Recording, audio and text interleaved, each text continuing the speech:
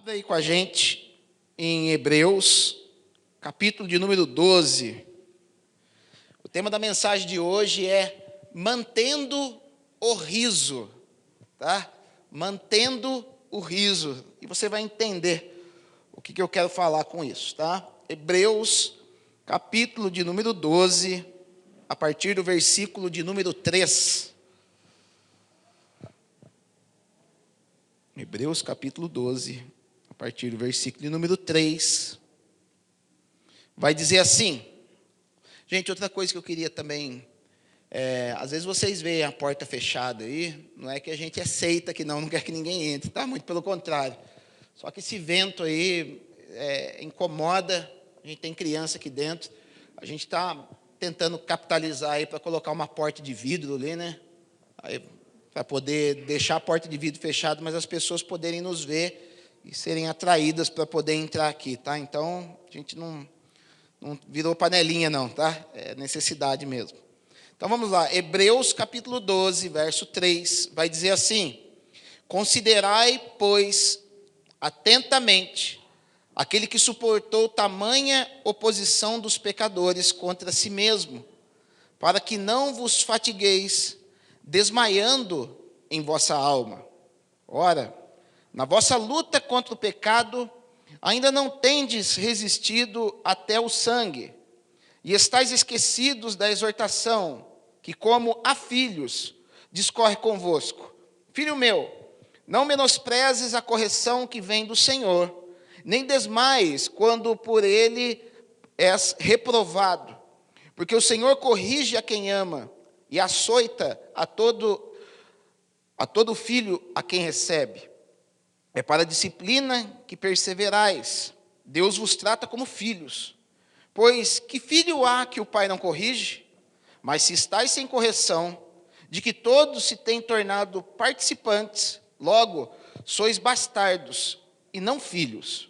Além disso, tínhamos os nossos pais segundo a carne, que nos corrigiam e os respeitávamos. Não havemos de estar em muito maior submissão ao Pai espiritual, e então viveremos? Pois eles nos corrigiam por pouco tempo, segundo melhor lhes parecia. Deus, porém, nos disciplina para aproveitamento, a fim de sermos participantes da sua santidade. Toda disciplina, com efeito, no momento não parece ser motivo de alegria, mas de tristeza. Ao depois, entretanto, produz fruto pacífico aos que têm sido por ele exercitados, fruto de justiça. Por isso, restabelecei as mãos descaídas e os joelhos trôpegos, e fazeis caminhos retos para os pés, para que não se extravie o que é manco, antes seja curado. Pai, em nome de Jesus, nós queremos te agradecer pela tua palavra, nós queremos ser alinhados por ti nessa noite, meu Pai, e como filhos que somos, nós queremos nos submeter à tua paternidade, meu Pai. Nós entendemos que áreas da nossa vida precisam ser curadas, áreas da nossa vida precisam ser tocadas pelo teu Espírito. E eu venho, o Senhor que nos fez, o Senhor que nos conhece, o Senhor que conhece o nosso espírito, alma e corpo, vem nesta noite e começa a tocar em nós, meu Pai, começa a tocar em pessoas aqui nesta noite. Eu declaro que o Espírito Santo começa a tocar em pessoas e abrir o entendimento, e abrir o coração para um desejo que nunca essas pessoas tiveram, que elas comecem a desejar a tua santidade, comecem a desejar a tua presença. Espírito Santo, vem nessa noite, vem e nos conduz numa dança perfeita, meu Pai, para que nós possamos ser verdadeiros pares perfeitos nessa dança que o Senhor nos conduz, nessa dança da vida, meu Pai. Em nome de Jesus, começa a tocar pessoas, começa a tocar no coração, começa a tocar com a tua presença, Jesus. Vem, Jesus, essa casa é tua, esse povo é teu. E nós necessitamos da tua graça, Senhor Jesus. Vem, Jesus, com a tua graça. A tua presença é santa, a tua presença é pura, a tua presença de Pai é maravilhosa nessa noite, meu Pai. Vem, Senhor, com teu Espírito Santo. Nós clamamos, Abba, Pai, nós clamamos, papaizinho, vem e nos carrega no colo nesta noite, meu Pai, nos educa, nos corrige, nos transforma, nos leva, meu Pai, à maturidade, para que possamos verdadeiramente herdar as heranças que o Senhor tem para a nossa vida. Senhor Jesus, nos mostra o exemplo de filho, o Espírito Santo nos convence, nos transforma, nos muda, meu Pai. É que eu te peço, ó meu Senhor, em nome de Jesus, em nome de Jesus. Gente, hoje eu quero falar sobre a mensagem mantendo o riso. Mas por que mantendo o riso? A gente falou semana passada sobre o pai das multidões e a gente falou sobre a vida de Abraão. E como no final da mensagem eu disse para vocês que Abraão, por tudo aquilo que foi, por tudo aquilo que passou, por tudo aquilo que teve de contato com Deus e soube entender em Deus quem ele era, Deus cumpriu aquilo que tinha prometido para Abraão e fez dele pai de multidões, tendo gerado somente um filho. E esse filho foi o filho Isaque, cujo significado é riso. Mas quando Deus gera algo em nós, quando nós entendemos a nossa função de pais nessa terra, e quando eu falo pais, eu falo tanto para o homem e para a mulher, porque ambos têm uma função geradora na palavra de Deus. Hoje nós aprendemos na escola de sabedoria que vai falar ali em Gênesis que Deus, ele gera o homem e a mulher e colocou o nome deles de Adão. Ou seja, o projeto de Deus, quando ele surge, ele coloca Adão, ali já incluía a mulher junto, porque Deus entende que todo o trabalhar de Deus não é um agir somente no homem, quando eu falo homem do sexo masculino, mas também é em conjunto com a sua esposa, para que dali possa gerar um fruto, e aquele fruto poder expressar tudo aquilo que Deus tem feito na vida do ser humano. Então, quando isso acontece na vida do homem, quando o homem começa a expressar, quando ele traz um riso, quando ele traz um fruto para a nossa vida, quando nós conseguimos gerar algo, isso gera um riso para nós, isso gera uma felicidade, a gente tem que aprender a manter essa felicidade no nosso rosto.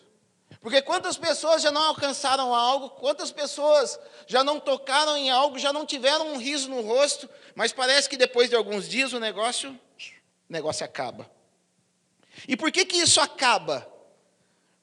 Porque se a gente não entender o processo da paternidade, se a gente não entender aquilo que nós entendemos que a gente trabalhou bastante na semana passada, de sermos pais, mas para que a gente possa entender como sermos pais de multidões e como a gente ter uma efetividade na nossa paternidade, ao mesmo tempo a gente tem que entender e tem que ter uma efetividade de como nós somos como filhos. Porque se eu não entender a minha posição de filho, eu não vou entender a posição do pai na minha vida. E eu estava até com o meu pai essa semana, conversando, e foi um dia que eu fui junto com o meu filho lá na casa do meu pai, e criança tem essas coisas de desobediência, essas coisas coisa normal de criança. E meu pai falou assim, um dia ele vai entender o que a gente está falando para ele. Eu estava falando sobre alimentação, estava falando para o meu filho para ele comer mais verdura, comer mais legumes.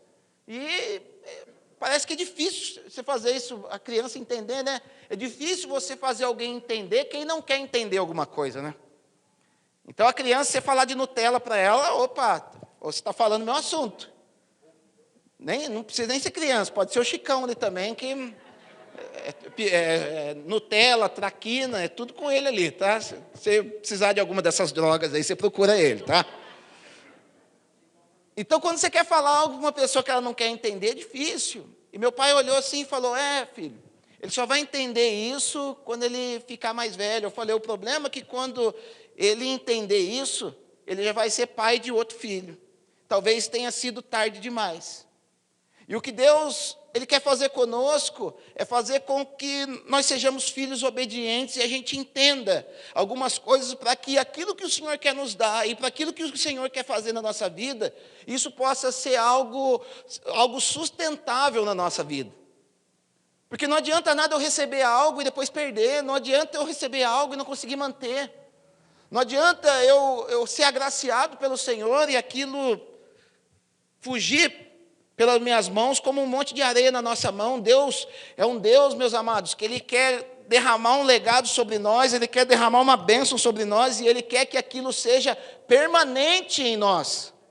Porque não é o nosso nome que está em jogo, é o nome do Senhor. E quando você perde aquilo que o Senhor quer dar para você, não é o teu nome que vai ser envergonhado, mas é o nome de Deus.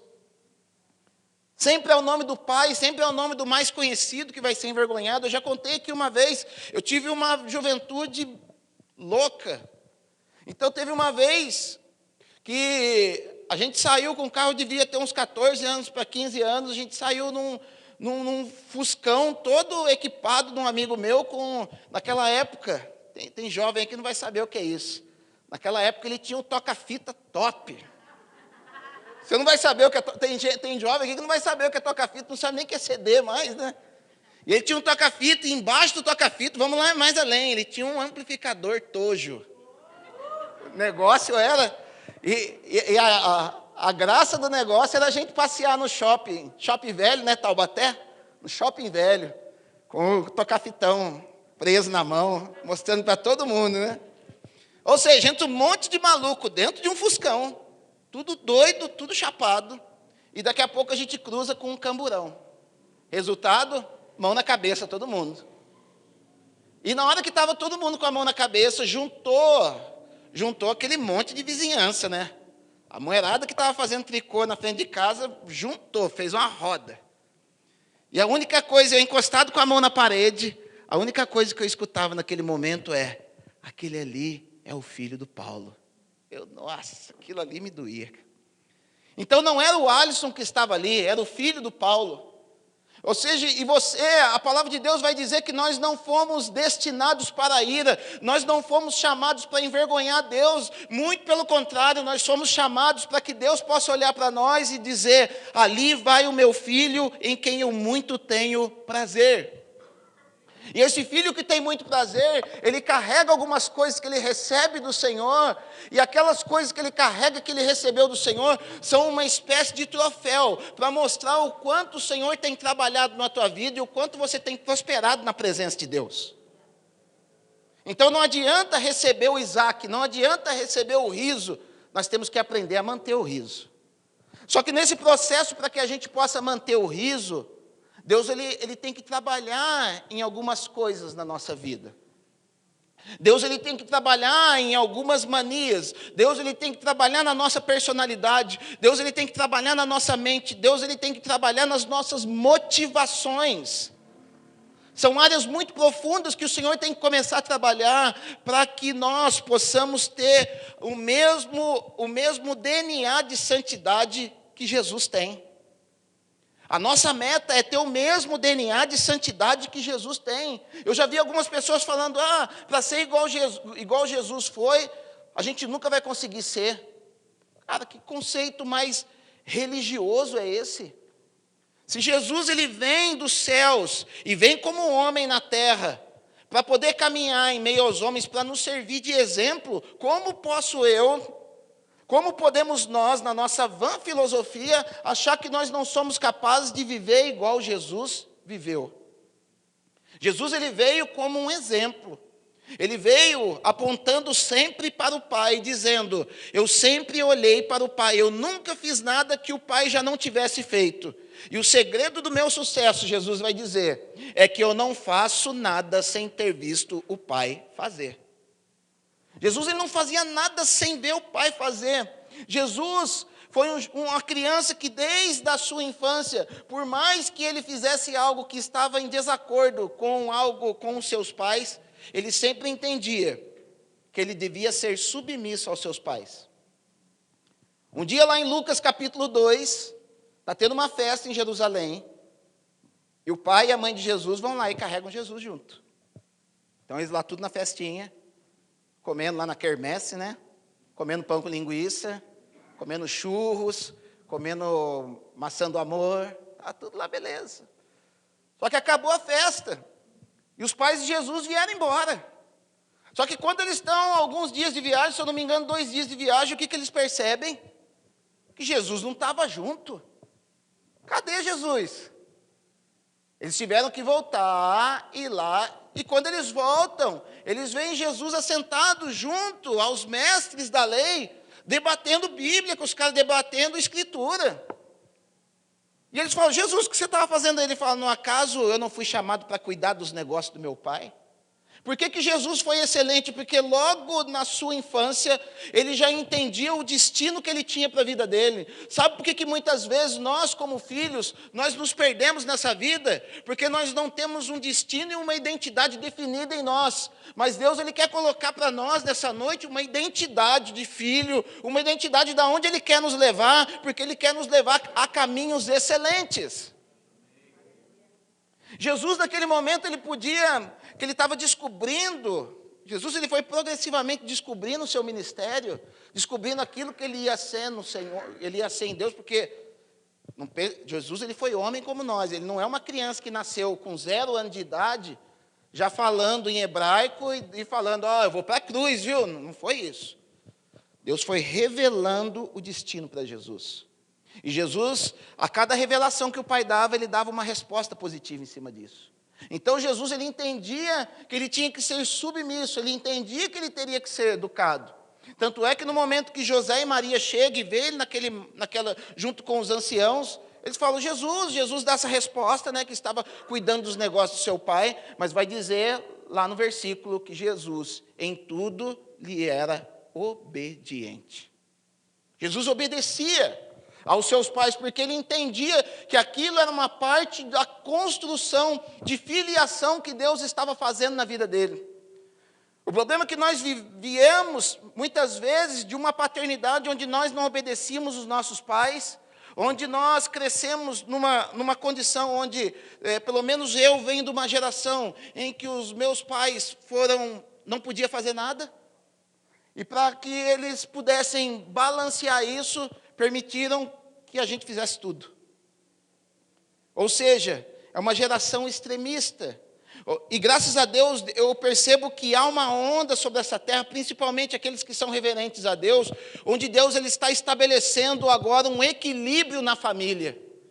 Deus ele está estabelecendo um equilíbrio para que nós não sejamos mais pais que venhamos a proibir tudo os nossos filhos, mas também não sejamos pais permissivos demais para que os nossos filhos se tornem pessoas que não têm limite e um delinquente lá na frente. Ele está trazendo um equilíbrio nessa nova geração. E aqueles que se permitem ser educados por isso, vão ser homens e mulheres que vão transformar essa terra. E nós, muitas vezes que viemos de uma educação que podíamos fazer tudo, Deus ele começa a trabalhar na gente depois de velho, depois que a gente se converte. Então eu fui um jovem que podia fazer tudo. Meu pai tentando acertar, acabou, meus pais tentando acertar, acabaram errando em algumas coisas, e não estou jogando a culpa em cima deles, foi escolha minha, andar por caminhos errados. E o tempo que eu tive para poder aprender aos pés dos meus pais, eu não aproveitei. E quando aos 28 anos o Senhor me resgata, o Senhor me traz para Ele, o Senhor começou a um processo de trabalhar na minha vida para que eu pudesse entender que eu tenho que ser obediente a Deus, que eu tenho que ser obediente a um pai. Isso foi muito duro. E Deus ele começa a trabalhar em alguns processos da nossa vida. E como que Deus trabalha em nós? Dando presentinho para nós? Dando iPhone para nós? Dando carro zero para nós? Dando casa, mansão para nós? Não.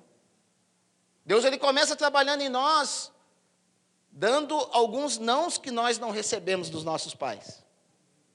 Deus ele começa a fechar algumas portas que os nossos pais abriram para nós e não deviam ter aberto. Deus ele começa a trabalhar nas nossas motivações, ele começa a trabalhar no nosso caráter, e para que ele venha trabalhar no nosso caráter, ele começa a trabalhar em algumas raízes profundas que nós temos. Então, quando a gente entra no capítulo 12 de Hebreus, Paulo, ele começa a falar acerca de Jesus como filho. E o que ele usa como base nisso? Ele usa todo o capítulo 11 de Hebreus, onde ali é chamado de galeria dos heróis da fé. Então ali vai falar de Noé, vai falar de Sansão, vai falar de Jefté, vai falar de Moisés, vai falar de muitos homens que foram referência na fé. Homens que, segundo o texto de Hebreus, capítulo 11, eram homens que tinham uma promessa, mas não a receberam ainda. Homens, capítulo 11 de Hebreus, versículo 38, de qual o mundo não era digno. Ou seja, eram homens exemplares, homens que viveram uma paternidade sadia. E ele começa a puxar esse texto apontando para Jesus. Falando que Jesus, quando ele entende o seu destino, Jesus ele entende aquilo para o que ele foi gerado, ele se entrega num sacrifício de cruz, ele não ligou para a vergonha que tinha passado, mas ele correu para o propósito para o qual ele tinha sido colocado nessa terra. E, gente, deixa eu falar um negócio para vocês. Deus, o propósito de Deus na nossa vida, talvez se divulgue muito por aí, que o propósito de Deus para a sua vida é você ter uma vida confortável, o propósito para a tua vida é você ter uma vida tranquilinha, uma vida numa rede preguiçosa para deitar. Mas me perdoe por ter que te conectar a uma realidade. Essa não é a realidade que Jesus tem para nós. Jesus pode até nos dar uma vida confortável, mas antes Ele quer fazer de nós homens e mulheres que vivam o destino e paguem o preço, custe o que custar, para que o nome dele seja glorificado nessa terra. E eu vou dizer um negócio para você, no mundo que nós estamos vivendo, o preço para anunciar Jesus vai cada vez ser mais alto para nós. Cada vez mais pessoas vão virar a cara para nós, pelo fato de nós termos os nossos fundamentos baseados na palavra de Deus. Cada vez mais você vai ser chamado de não sei o que lá, óbico, tudo os xenofóbico, homofóbico, sendo que nós não somos isso. Mas toda uma construção de mentiras sobre as nossas vidas vai começar a acontecer. De tal modo que Jesus ele fala no Sermão do Monte, bem-aventurados sois vós. Ele não fala bem-aventurados sois vós quando você tiver dinheiro, casa própria, carro zero. Ele fala, bem-aventurados sois vós, quando vos perseguirem e vos injuriarem por causa do meu nome. Porque grande vos será o vosso galardão nos céus. Se você pudesse medir aquilo que você está fazendo para Jesus, pelo grau de perseguição, pelo grau de calúnia que você está vivendo, qual nota você daria? Porque se você está muito confortável, tome cuidado. Talvez não seja o evangelho de Cristo que você esteja vivendo. Talvez você ainda não esteja passando pelos processos que Deus quer fazer na tua vida. Talvez você esteja se adaptando ao mundo e não o mundo se adaptando a você.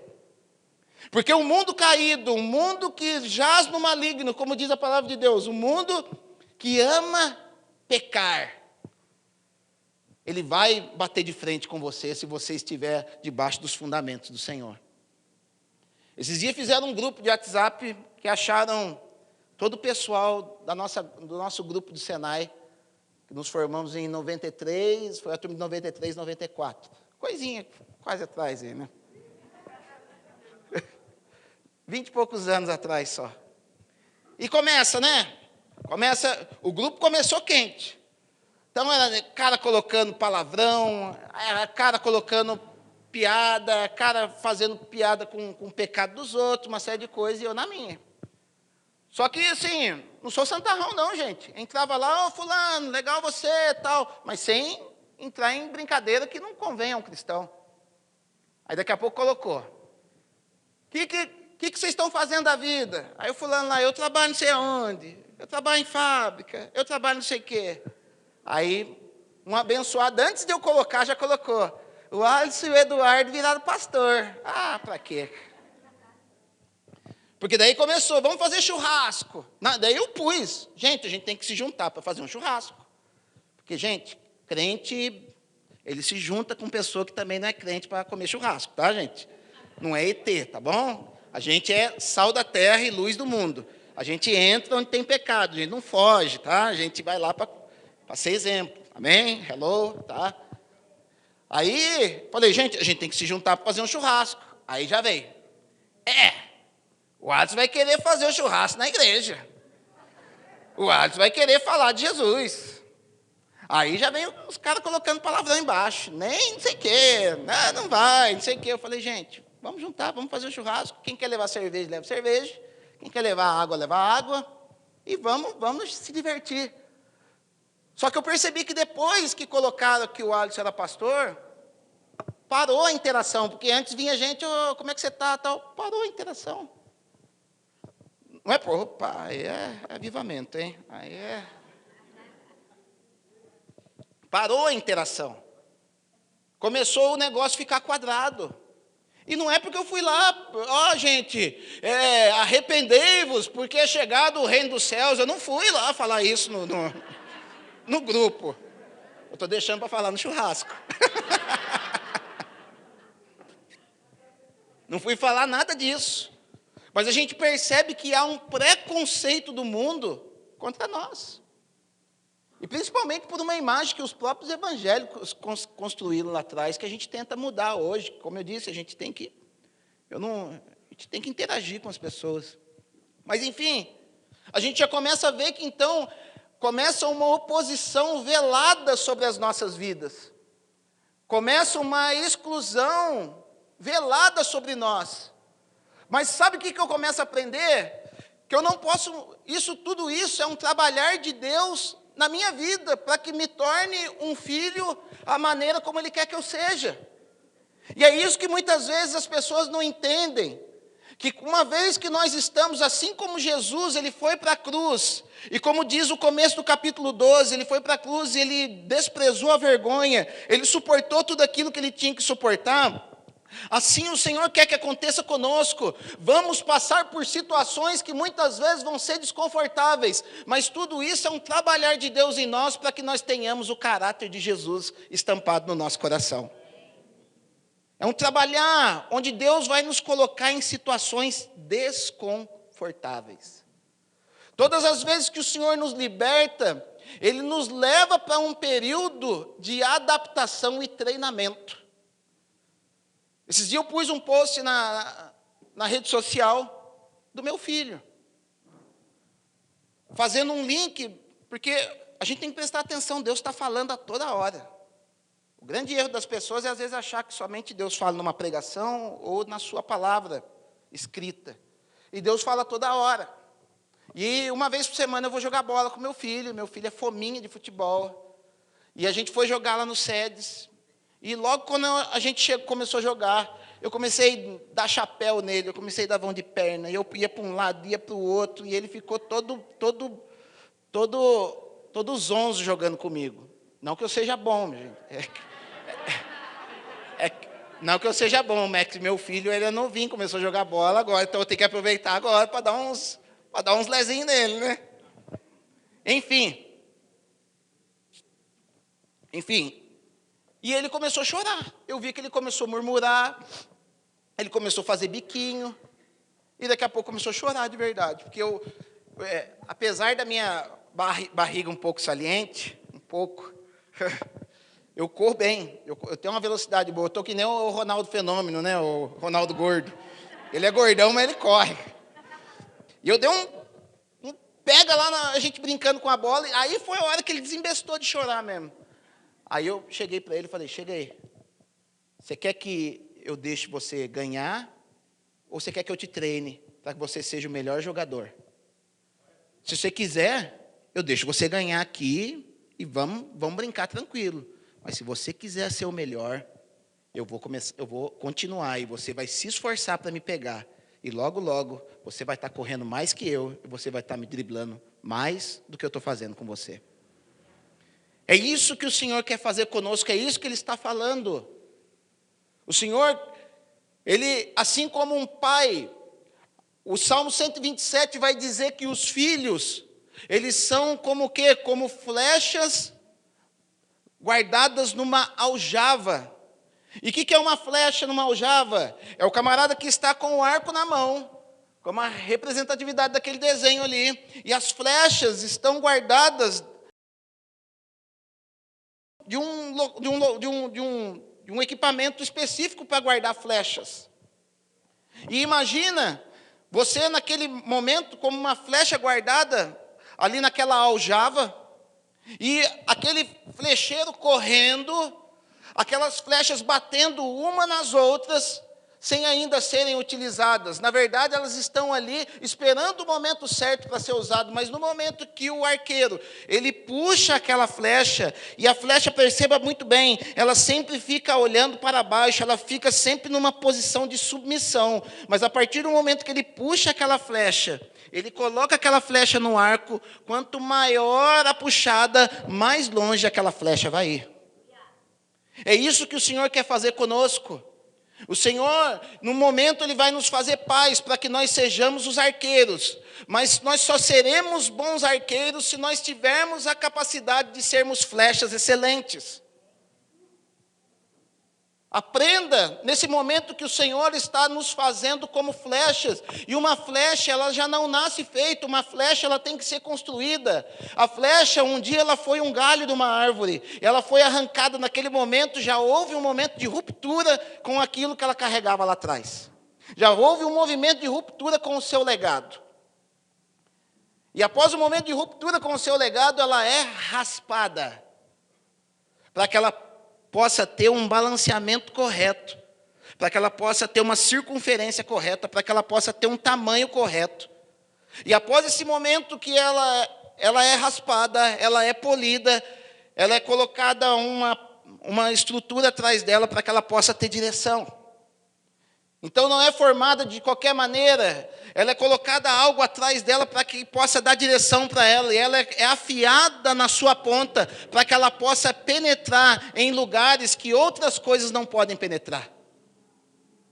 E todo esse processo de fabricação de uma flecha, ele é dolorido. Jesus passou por esse processo. Eu vou mostrar para você um texto que mostra que Jesus passou por esse processo.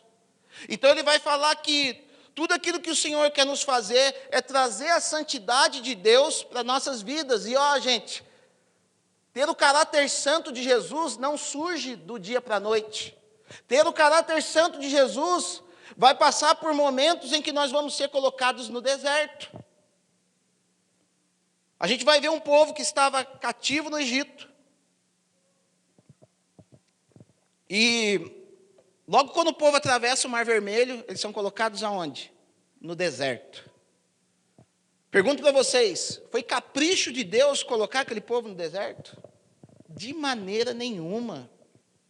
No deserto eles foram colocados, a palavra de Deus vai dizer lá em Oséias, que o Senhor os atraiu para o deserto, porque o Senhor queria falar com aquele povo. Então a primeira coisa, nós muitas vezes fomos escravos no Egito, e no Egito é tanta agitação, no Egito é tanta escravidão, no Egito é tanta opressão que nós não conseguimos ouvir a voz de Deus. E no momento que o Senhor nos liberta, a gente pensa que a gente já vai poder viver todos os benefícios da liberdade, mas o Senhor ainda tem que nos conduzir para o deserto para que nós venhamos a ser treinados a ouvir a voz do Senhor.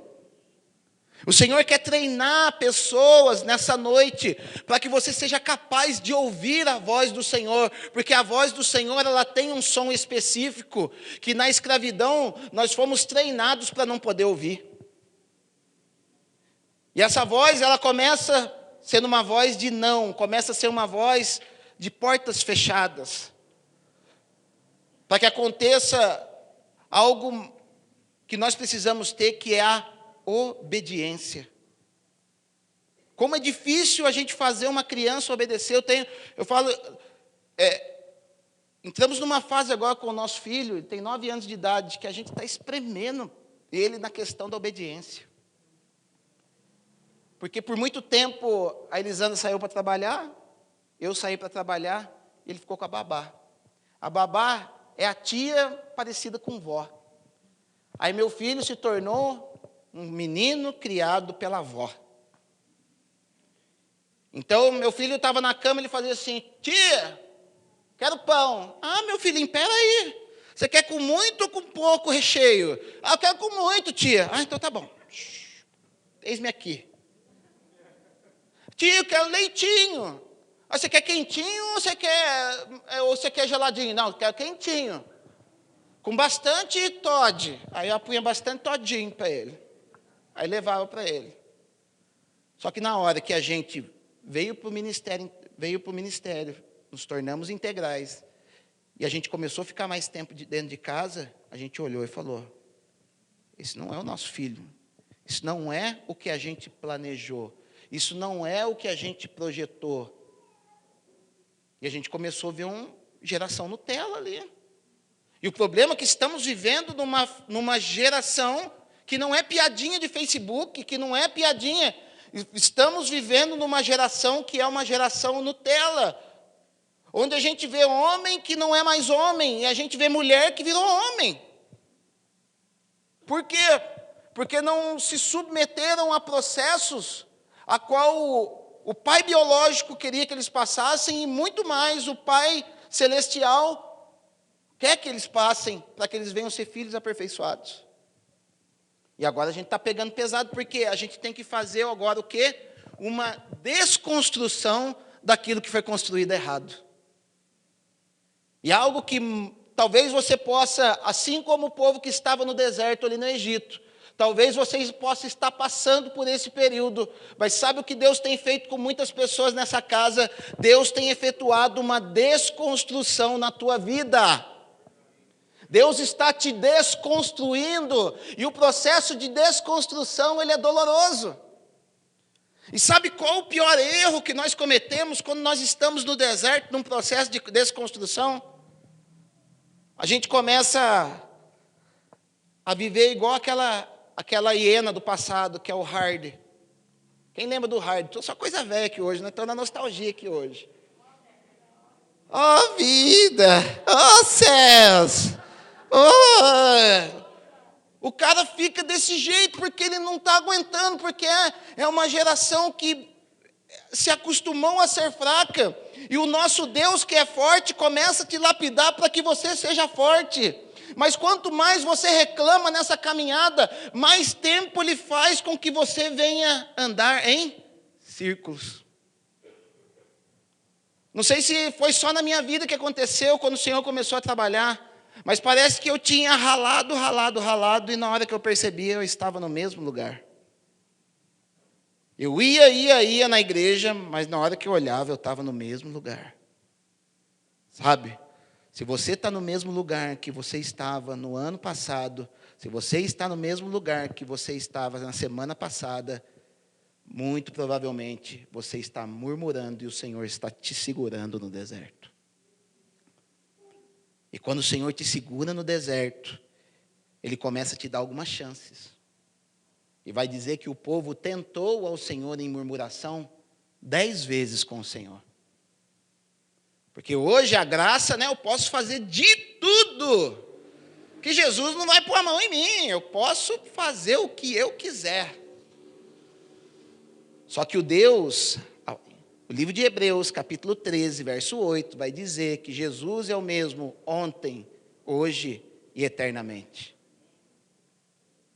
Não mudou, porque hoje a carteirada, o negócio bom de usar hoje a gente está no Novo Testamento, não tem negócio de novo, de velho. A única coisa que define o novo e o velho é que no antigo, o Espírito Santo, ele vinha sobre as pessoas e não fazia morada. Agora, pior ainda, pior no sentido que é uma responsabilidade ainda maior sobre as nossas vidas. O Espírito Santo, ele fez morada em nós.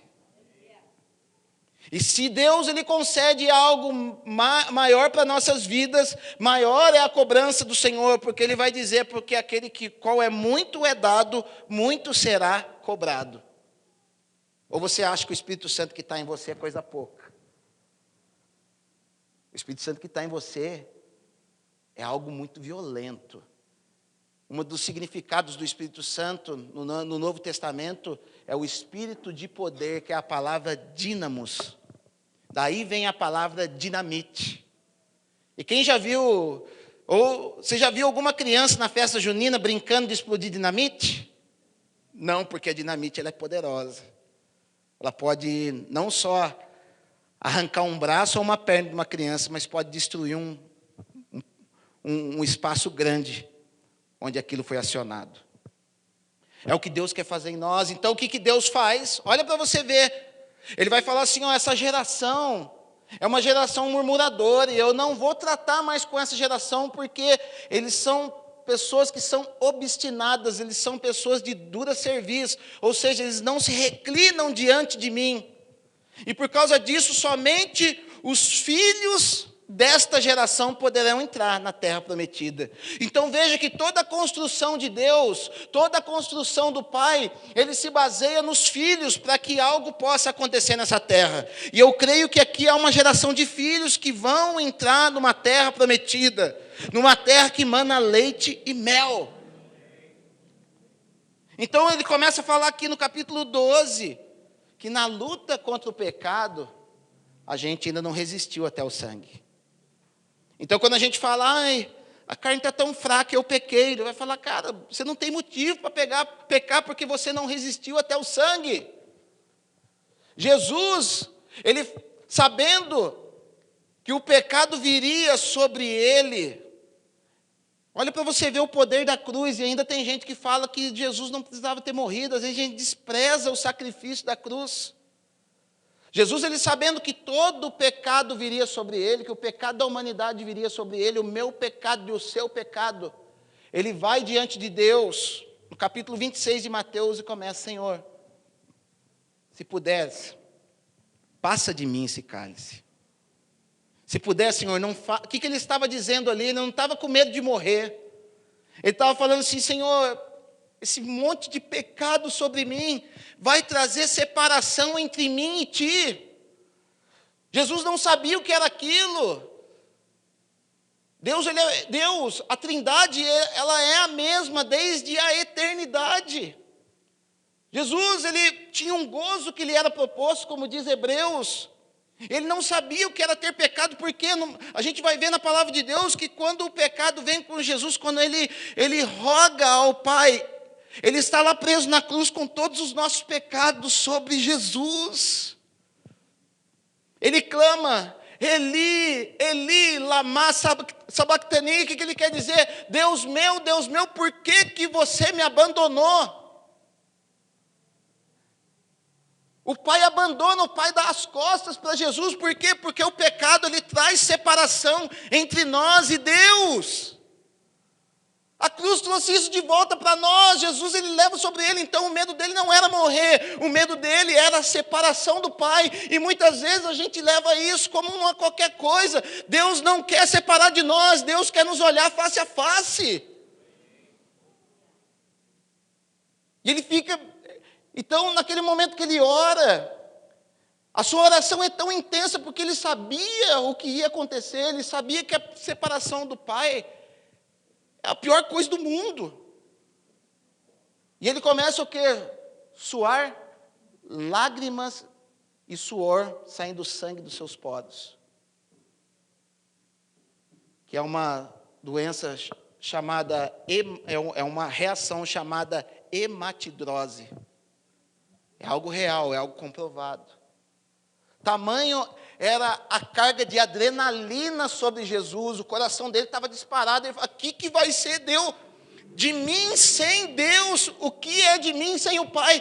Aí eu quero trazer isso para nós essa noite, o que seria de nós? O que será de nós sem Deus na nossa vida?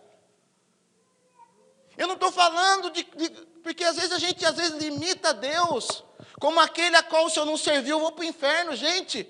O inferno nós já vivemos quando nós não temos Jesus. Nós temos que viver o céu a partir de hoje. E como nós vivemos o céu a partir de hoje? Sendo filhos amados de Deus. Então ele fala, na luta contra o pecado, você não foi igual a Jesus, que começou a derramar sangue lá, cara. Você banalizou o negócio está muito fácil para você. Então ele vai falar que Deus, quando ele nos pega como filho, ele começa a fazer um treinamento conosco. Estamos passando por um treinamento. Porque ele vai dizer que não menosprezes a correção.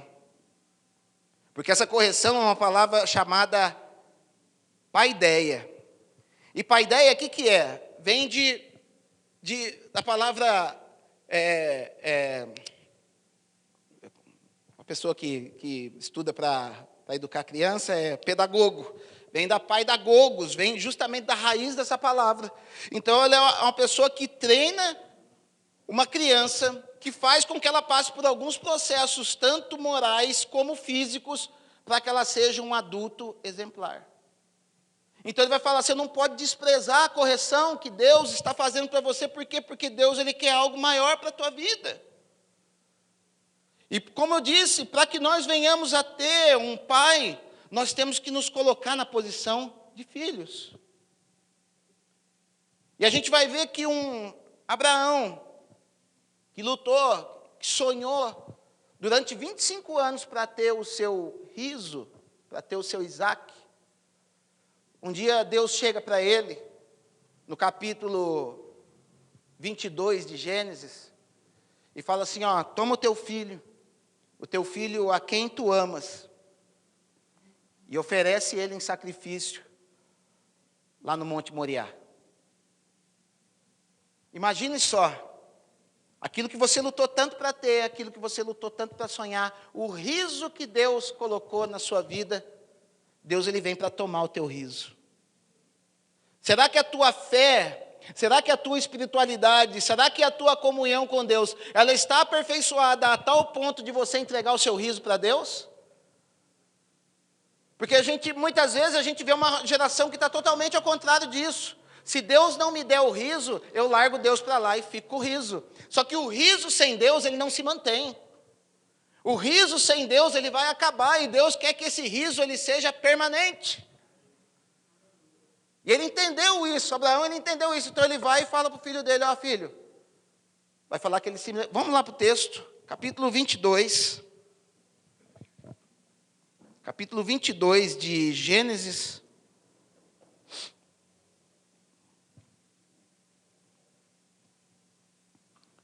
A partir do verso 1, diz assim, depois dessas coisas, pôs Deus a Abraão à prova, e lhe disse, Abraão, este lhe respondeu, eis-me aqui. Acrescentou Deus, toma teu filho, teu único filho Isaque, a quem amas. É gozado, ele não tinha Ismael também? Mas aqui Deus está falando para ele, aquilo que você fez na carne, eu não considero aquilo que você fez, eu tenho compromisso com aquilo que é gerado no Espírito. Deus não tem compromissos com as nossas obras que nós fizemos na carne. As obras que nós fizemos na carne, Deus ele quer fazer com que aquilo vá para a cruz. Mas aquilo que é gerado no Espírito, ele fala, isso você pode amar de verdade. Toma cuidado. Talvez Deus esteja permitindo que o teu Isaac vá embora, porque foi algo que foi feito na carne. Porque a gente vai ver lá depois que Deus ele permite que Isaac vá embora. Deus ele é a favor da vida, Deus ele é pró-vida. Mas Deus entendeu que Isaac tinha que seguir o outro destino dele. Deus deu bênção para ele, Isaac vai ser fecundo, Isaac vai ter muitas posses. Mas o compromisso de Deus é com a promessa que Ele fez na tua vida. Deus não tem compromisso com aquilo que Ele não te deu uma palavra. Deus ele não tem compromisso com os nossos desejos. Deus não tem compromisso com os nossos prazeres. Deus ele tem compromisso com a palavra que Ele derramou sobre a tua vida. E como a palavra é dele, e como Abraão era filho dele, Deus ele continuava a trabalhar. Abraão aqui tinha mais de 100 anos de idade. Abraão tinha aproximadamente 120 anos de idade. Porque a gente pode ter a idade que for, nunca os nossos pais deixarão de ser nossos pais. Eu tenho 41 anos de idade. Meu pai tem 70 anos de idade.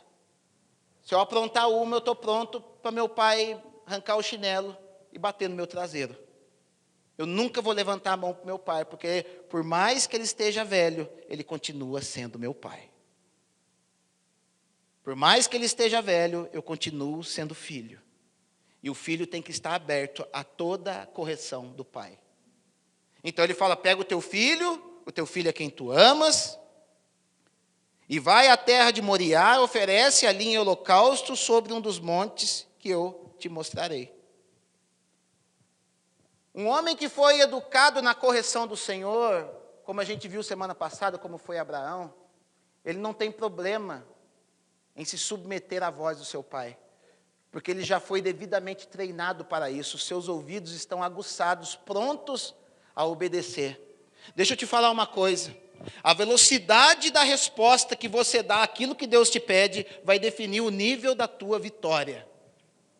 A velocidade, escreva isso, a velocidade daquilo que Deus te pede, vai definir o nível da tua vitória. Se você for tardio em dar uma resposta para Deus, Ele também vai ser lento e tardio em derramar em você aquilo que Ele prometeu que iria dar. Mas se a tua resposta for imediata naquilo que Deus pediu para você, você vai ver que a bênção do Senhor vai ser grande na tua vida. Porque vai falar que no momento que Ele recebe, Ele se levanta de madrugada. De madrugada Ele falou, já que Deus pediu, eu quero entregar logo isso aqui já não me pertence mais.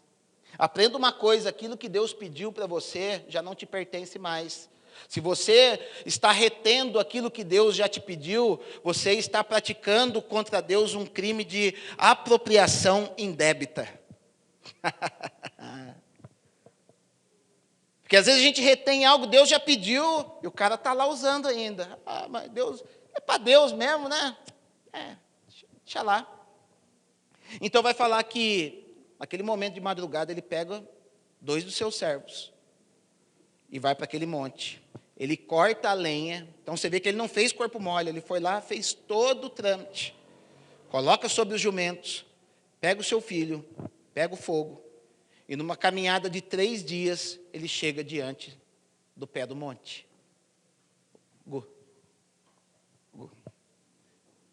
Ele chega diante do pé do monte. E na hora que ele chega do pé do monte, vai falar que ele dispensa os seus 2 servos, coloca a lenha sobre as costas do seu filho, e na sua mão ele pega o fogo e o cutelo. Ali nós começamos a ver que toda a construção que Deus queria fazer para poder abençoar Isaac. Isaac começa a partilhar dos mesmos sofrimentos que Jesus teve, porque o riso que simboliza Jesus, foi colocado sobre as costas dele um madeiro, e ele teria que subir o monte para que ele fosse oferecido em sacrifício. Assim como aconteceu com Jesus, foi colocado uma cruz para que ele pudesse carregar e subir o monte para poder ser entregue como sacrifício. E cristocidentemente, era o mesmo monte onde Jesus foi entregue em sacrifício. Jesus foi entregue num lugar chamado Gólgota, que fica na região de Moriá. Então ele sobe, e no momento que ele é colocado, Abraão faz um altar, coloca a lenha por baixo, coloca todo o esquema para fazer, amarra o seu filho, assim como Jesus foi amarrado. E vai dizer que naquele momento, onde ele foi colocado, em nenhum momento a gente vê Isaac falando, ah, pai, vai fazer isso aqui comigo? Ah, pai. O único momento que Isaac pergunta para ele, pai, o que nós vamos fazer? Sabe o que Abraão fala para ele? Filho, nós vamos ali adorar ao Senhor. Sabe de uma coisa? Aquilo que talvez você esteja confundindo como perda na tua vida, aquilo que talvez Deus está querendo tirar de você, não é um capricho de Deus na tua vida, Ele só está requerendo a tua adoração genuína. Porque Deus, Ele não está procurando crentes, Deus não está procurando evangélico, Deus está procurando verdadeiros adoradores que o adorem em espírito e em verdade. Ele entendeu que aquilo era uma adoração, ele entendeu que aquilo era uma entrega do que ele tinha de mais precioso. E o filho, ele não abre em nenhum momento a boca, porque ele entendia que o que o pai estava fazendo era o melhor para a vida dele. Muitas pessoas estão com a sua paternidade ferida. Muitas pessoas não tiveram sequer uma paternidade. E muitas vezes quando vem para uma igreja, principalmente como a nossa igreja, que a gente entende, Deus nos deu o nome Abba, justamente para a gente poder tratar a paternidade ferida de algumas pessoas. Essas pessoas, elas vêm rebeldes, em tudo elas começam a achar que é uma posição, que é algo para poder feri-las, que é algo para poder prejudicá-las. Sabe, larga isso de lado e comece a entender que o Pai é um Pai de amor na tua vida, e Ele quer fazer o melhor para você. Aprenda como filho a se entregar nos braços de um pai. E entender que se muitas vezes o pai está sacrificando você, é porque ele entende, como diz o texto lá em Hebreus, que Deus cria, que ele entregando Isaac, Deus até mesmo dos mortos poderia o trazer de volta.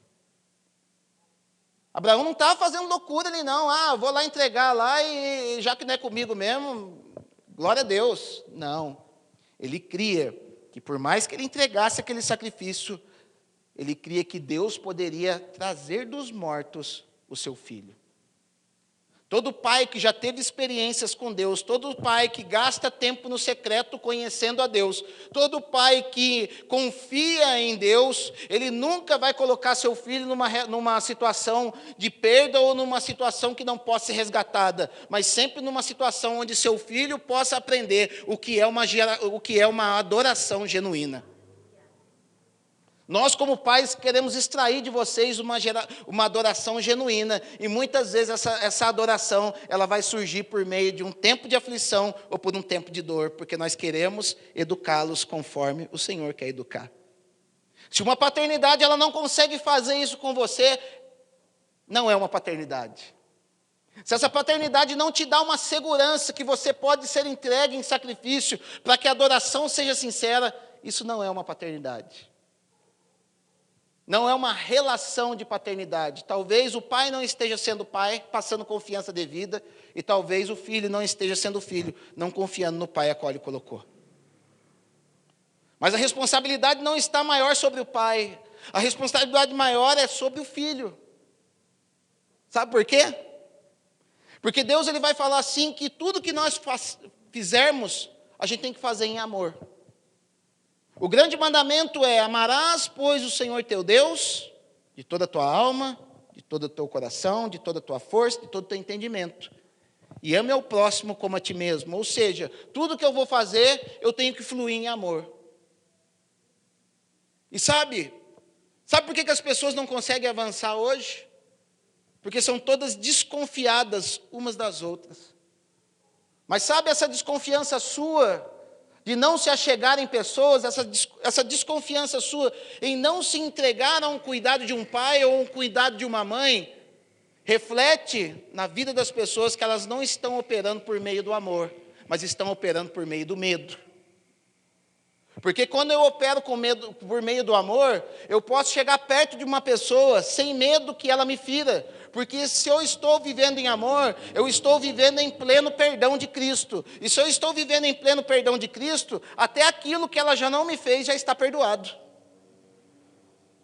Até aquilo, o pecado que você já não cometeu com Jesus, já está perdoado. Porque Jesus, ele é o amor pleno. Então por que eu não me achego às pessoas? Porque eu estou com medo, vai que ele me prejudique, vai que ele tome alguma coisa de mim, vai que ele me abuse, vai que ele faça alguma coisa, e com isso nós vamos nos afastando cada vez mais do tratamento que o Pai quer nos dar. E a palavra de Deus vai dizer lá em João, capítulo 4, verso 19, dizendo que o verdadeiro amor, ele lança fora todo medo. Está vendo como muitas vezes a gente fala que está andando em amor, mas não está? Porque o amor, gente, não é somente um abracinho, não é somente um tapinha nas costas, não é somente uma semente que você coloca no bolso do irmão. O amor é nós colocarmos a nossa vulnerabilidade em xeque, para que as pessoas possam até nos ferir. Mas conforme diz 1 Coríntios capítulo 13, dizendo que o amor, ele não suspeita mal. Então eu não posso agir por medo, porque a partir do momento que eu ajo por medo, eu estou olhando para o irmão e estou falando que ele vai fazer alguma coisa, então eu estou suspeitando mal. Mas quando eu ajo por amor, eu falo, eu vou, e se ele me ferir, ele já está perdoado. Porque perdão é a marca do verdadeiro cristão. Porque se você não perdoar, o que vai falar lá em Mateus 18? Que os atormentadores vêm para a tua vida. Então, se você entrou aqui nessa noite e ainda carrega algumas pessoas aprisionadas no teu coração, se você carrega raiz de amargura no teu coração, se você carrega desconfiança no teu coração, não fique espantado na tua vida, não fique espantado se portas não se abrem, não fique espantada se vem uma ira que você não sabe de onde, não fique espantada se você começa a ouvir barulho de noite, não fique espantada se vem algum terror e alguma depressão pela tua vida, porque com certeza os atormentadores estão te atormentando, ou chamados verdugos. Então ele se entrega em sacrifício, Isaac, calmo e tranquilo, porque ele estava nas mãos daquele em quem ele amava e confiava. E no momento que Abraão vai oferecer aquele sacrifício, o anjo do Senhor diz: Abraão, Abraão, não faças isso com o menino,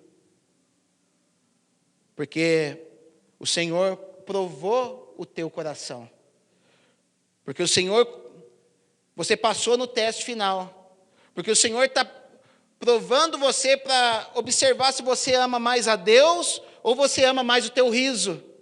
Lembra que eu falei do riso? A gente sempre tem que amar mais o Senhor, porque se eu amar mais o Senhor, o meu riso vai ser constante, mas se eu amo mais o riso, eu vou talvez desprezar o Senhor.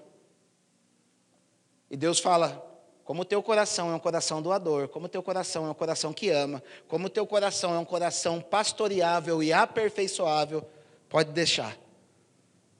Não precisa sacrificar o garoto, porque o Senhor já providenciou. O Jeová Jireh, o Deus da provisão, já providenciou o sacrifício. E havia um cordeiro amarrado para poder ser sacrificado. Ei, quer viver o Deus da provisão? Quer viver o Jeová Jireh na tua vida? Se entregue em sacrifício ao Senhor. Deixa o Senhor trabalhar, deixa o Senhor te aperfeiçoar. O problema é que a gente quer viver a provisão de Deus sem ter sido aperfeiçoado como foi Abraão. Abraão passou 25 anos desejando um filho que Deus tinha prometido para ele. E em momento nenhum você vê o Abraão falando: ó Deus, ó céu, esse Senhor que me prometeu as coisas até agora não mandou. Tem gente que xinga até a Deus, tem gente que pragueja. E fala: já que Deus não me deu com 5 anos, quer saber da última? Eu vou servir a Satanás mesmo. Porque Satanás vai te dar um monte de coisa que a tua carne vai bombar. Só que lá na frente o preço vai ser caro. Mas ele ficou 25 anos. Cometeu o erro dele? Quis fazer um atalho? Cometeu. Mas estava sendo aperfeiçoado até o momento que o riso veio na vida dele. E no momento que o riso foi colocado em sacrifício, o riso foi permanente. De tal maneira que você vai ver Isaac sendo cada vez mais abençoado na palavra de Deus. Só que um dia, olha para você ver a importância de um flecheiro, de um bom flecheiro, de um bom pai, de um bom homem que sabe manter o riso. Isaac, ele já tinha aproximadamente 40 anos de idade. E ele precisava de uma varoa. Todo riso será um riso permanente quando ele cumprir o propósito de Deus de ser uma só carne com alguém. O processo que Deus tem para o homem é baseado em algo chamado casamento. O propósito que Deus tem para o homem é baseado em algo chamado casamento. Tudo que for fora disso é uma exceção. Deus não é um Deus de exceções, Deus é um Deus de princípios e de projetos celestiais. E o que a gente está vendo hoje de uma geração? Não quer casar não. Casar dá muito trabalho. Porque eu falava isso. E sabe qual que era a minha frase? Eu vou arrumar uma mulher para vir mandar em mim? Ou seja, um conceito totalmente mundano, um conceito totalmente de um marxismo cultural, que tem tentado ceifar A importância do casamento, da união do homem e da mulher. Ei, porque quando um homem e uma mulher se unem, gera mais responsabilidade. Quando um homem e uma mulher se unem, gera mais riqueza na nação. Porque foi feito um estudo, um homem quando se separa da sua mulher, ele perde aproximadamente 70% do seu patrimônio. Ou seja, olhando para o outro lado, a gente vê que quando o homem ele se casa, ele conquista mais coisas. Porque todo o projeto de prosperidade de Deus é em cima do casamento. Então a gente vê hoje a geração Nutella como? Não quer casar. Aí tem outra geração que só vou casar quando eu tiver minha casa, quando eu tiver meu carro, quando eu tiver meus estudos, quando eu tiver meu quilo. Isso é um projeto do mundo, isso é Babel. Isso foi o quê? Que a mídia colocou, foi que o cosmos colocou, o mundo colocou. Em momento nenhum a gente vai ver os casais na Bíblia, as pessoas que se casaram, eu já tenho minha casa, agora eu vou casar. Não, coloque este projeto de casamento diante de Deus, que Deus vai te suprir com aquilo que é necessário para o teu casamento. É projeto de Deus. Mas é mais fácil. O meu dinheiro é meu, eu briguei com a minha namorada, o que eu faço? Em vez de consertar, vai embora emburrado cada um para sua casa, e quando é na louca a gente se vê novamente. Não passa por um processo chamado casamento, sabe por quê? No casamento você vai quebrar o pau com a mulher, e você vai olhar para as escrituras dizendo, não se põe o sol sobre a vossa ira. E você vai ter que olhar para a carinha dela e falar, amor, falei besteira, me perdoa. E daí rola aquele avivamento todo. Tá? É desse jeito. Tem que ser assim. Esse é o projeto de Deus. Qualquer coisa diferente disso está fora das Escrituras. Então Deus ele faz esse projeto. Só que Isaac não tinha uma mulher. E Abraão ele chama o seu servo, um damasceno chamado Eliezer.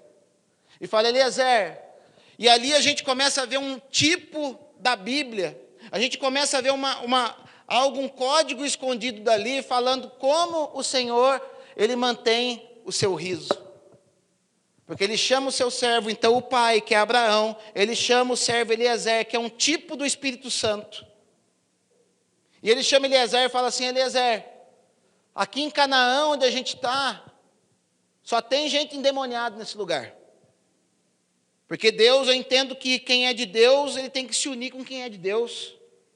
Então procura, vai lá, volta lá na minha terra, e procura uma mulher dos nossos parentes, alguém que seja apta para poder casar para o meu filho, porque pais que são pais diligentes, eles oram para que os seus filhos venham encontrar uma mulher de Deus.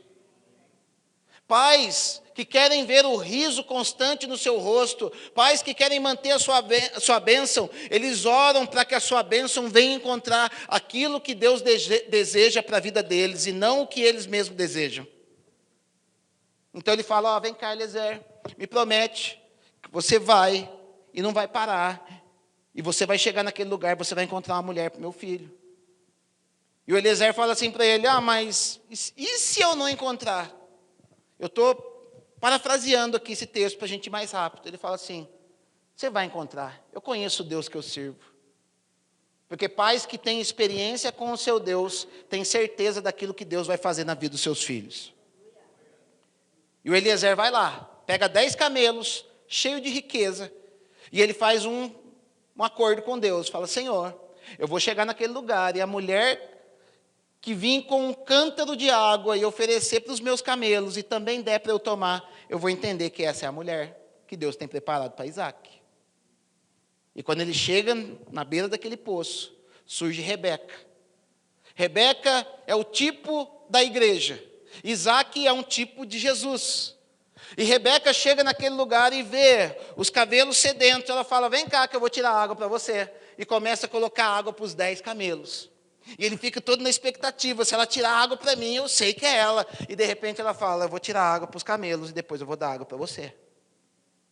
Por quê? A igreja que é a igreja laboriosa, a igreja que é a igreja preciosa para o Senhor, ela aprendeu a servir e não a ser servida. Se você entrou aqui para ser servido, você está enganado, você entrou aqui para servir, você entrou aqui para tirar água e derramar aos pés das pessoas que vêm para poder tomar da água que você tira. E se você não tem água para dar, algo está acontecendo com você. Está na hora de você pegar um vaso novo, está na hora de você pegar um cântaro novo para poder oferecer água para as pessoas. Porque aquilo vai te conectar a um destino profético para a tua vida. Porque você se conecta àquilo que Deus tem como bênção para a tua vida a partir do momento que você começa a se oferecer. Quanto mais você se oferece, mais Deus derrama na tua vida. Esses dias, eu falei assim para Deus: Senhor, manda mais da tua palavra para mim, eu quero pregar melhor, eu quero ensinar melhor, eu quero ter mais para dar. Sabe o que Deus falou para mim? Ele não mandou, vai lá, pega a enciclopédia lá que você tem do Champlin, lá, versículo por versículo, e vai estudar ela. Deus não falou isso para mim. Deus não falou, vai lá no YouTube e vai ver a pregação do Luciano Subirá. Não falou isso aí para mim. Deus falou assim para mim, ó, sabe o que você faz? O domingo que você não está fazendo nada, reúne a tua igreja e vai derramar palavra para eles. Porque no momento que você estiver derramando, eu vou derramar mais palavra na tua vida. É isso que ele tem feito. E começa a acontecer, depois que eu comecei a derramar mais, é convite que chega para pregar lá, convite que chega para pregar aqui, tal. Simplesmente porque eu quis me doar daquilo que Deus já tem me dado e daquilo que eu quero receber mais. Um segredo para a tua vida: aquilo que você quer receber mais, comece a dar, porque Deus vai restituir muitas vezes mais aquilo que você está dando. Então ele vai, aquela mulher derrama, ele entende que Rebeca era a mulher para Isaac. Então ele vai na família de Rebeca, ele vai e conversa com aquelas pessoas e leva Rebeca diante de Isaac. Então vem Isaac como símbolo de Jesus, Eliezer como símbolo do Espírito Santo. Ele vem naquela comitiva junto com Rebeca. Rebeca é o símbolo da igreja. E quando aquela mulher, ela vista de longe Isaac, à vista de longe a Rebeca, vai dizer que no momento que eles se olharam, ele entendeu: aquela é a minha esposa. E Rebeca entendeu: aquele é meu esposo. Ou seja, o Espírito Santo ele vem para unir Jesus com a sua noiva, que somos nós, para que o riso seja completo. O riso só é completo quando a Trindade tem o poder de trabalhar em nós. Mas para que isso seja bem trabalhado em nós, a gente vai ter que passar por esse período de correção. Assim como Isaac foi alguém que passou por correções.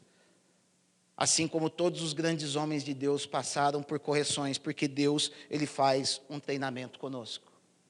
De tal maneira que vai falar no versículo 11, toda disciplina, mais uma vez, é a mesma palavra para aquela correção que a gente falou lá atrás. Toda disciplina com efeito, no momento, não parece ser motivo de alegria. Talvez o que você esteja passando hoje não esteja muito confortável na tua vida. Talvez você esteja sendo um colecionador de decepções.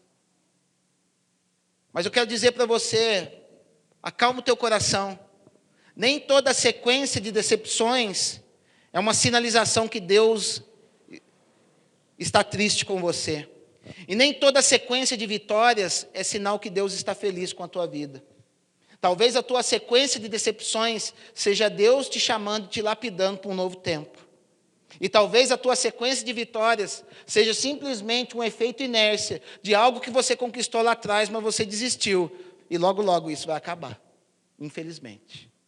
Então toda correção ao presente não parece ser de gozo, senão de tristeza. Mas como diz a palavra, mas produz frutos pacíficos de justiça nos que são exercitados, ou seja, nos que são trabalhados, nos que são treinados por ela. Porque Deus nos modela no meio da dor, Deus nos modela no meio do deserto, Deus nos modela através de nãos. Mas quando eu entendo que isso é bom e agradável para a minha vida, Deus começa a ver maturidade em nossas vidas. E sabe o tempo que você vai começar a receber? quando você cantar aquilo que eu sempre trouxe como um versículo, que foi eu falo que é o versículo da minha vida, Salmo 119, verso 71. Bom me foi ter sido afligido, porque eu aprendi os teus mandamentos. Porque Jesus passou por isso. Capítulo 5 de Hebreus vai dizer que Jesus, ainda que sendo filho, aprendeu a obediência por aquilo que padeceu.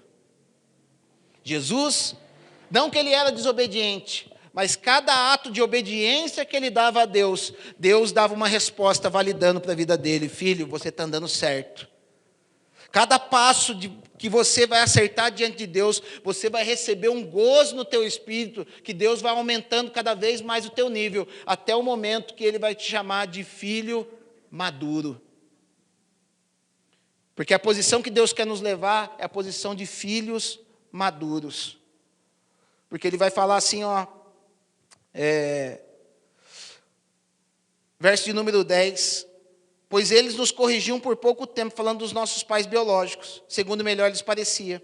Deus, porém, nos disciplina para aproveitamento, ou seja, para um propósito, a fim de sermos participantes da sua santidade. Tudo isso que Deus está trabalhando em nós, Ele só quer fazer de mim e de você pessoas mais santas, pessoas cada vez mais reverentes, pessoas cada vez mais que entendam que só Ele é na nossa vida. Para que a gente possa receber a nossa Rebeca, para que o nosso sorriso seja constante. Porque toda a correção que Jesus passou, todo o aperfeiçoamento que Jesus passou, teve um ápice na cruz. E tudo aquilo que Deus tem feito na tua vida, só quer te levar, sabe para onde? Levar a tua carne para a cruz. Porque Ele vai falar, se alguém quer vir após mim, tome a tua cruz, tome a tua carne pregada no madeiro todo dia. E siga-me.